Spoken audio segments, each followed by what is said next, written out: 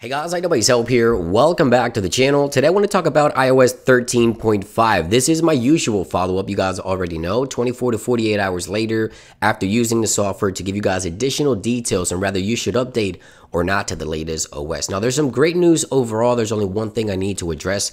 And of course, in this video, we also talk about the YouTube community poll. That's where you guys also have an input on how the software has been performing for you. This gives everybody a better understanding how everything is performing across the board. Now, the first thing I do want to say on this iPhone 11 right here that I'm using, battery has been phenomenal. In terms of Bluetooth, we talked about Bluetooth before. Bluetooth issues have been addressed on 13.5. I'm happy to report that. Wi-Fi issues are repaired as well. Now, the hotspot issues continue to persist, unfortunately. So for those of you who continue to have issue with hotspot on 13.5, if you haven't updated yet and you do update, you may still encounter some hotspot issues. The VPN vulnerabilities are still there as well. Apple really hasn't addressed that.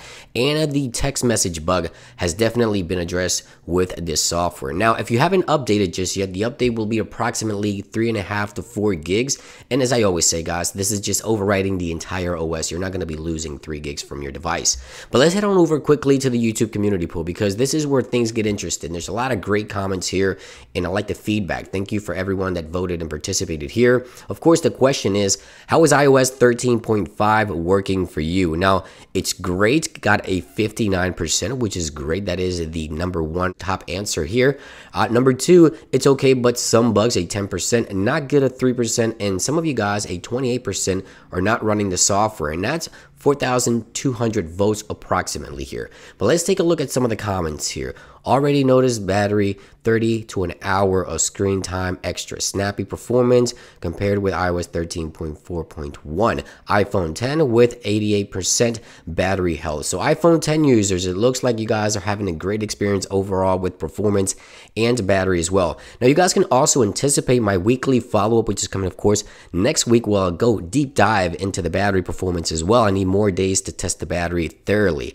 Super duper fast and smooth on iPhone SE first generation. I'm happy to see that. This is definitely great news. Apple is really optimizing the older devices on iOS 13 to run really good. And the good news continue right here. Battery has improved a lot on the iPhone XS. Thank you guys for also leaving the device that you're using. So no issues right here, working perfectly fine for me. So yes, good news all across the board. Holding off a few days. This person here is smart. He was holding off a few days. Haven't tried it, I'm afraid. So I got to say, guys, if you have an iPhone 7 or iPhone 7 Plus, I would say hold off, but every other device as of right now, I would say is kind of okay. And there's one more thing I do want to talk about before the end of this video. Let's go here. The cell connection keeps dropping at different times, and that's the issue that I wanted to persist or talk about, because this continued to persist over time. It looks like the iPhone, I'm having this issue on the 11, where a cell connection just kind of drops off randomly. I'm not sure what's happening there. Maybe there'll be a minor update to address this, but yeah, that's definitely true. The cell connection isn't working properly in some cases, not all the time. I am in love with iOS 13.5 update on my iPhone 6s. Again, more good news than bad news, so I'm happy to report that the OS is working fine. Minor issues with the cell connection. The only other concern that I do have is, of course, you guys already know my iPhone 11 Pro Max Face ID did break, but I haven't heard of any other devices Face ID breaking with iOS 13.5. So overall, a solid update so far. Battery seems good on most devices. Again,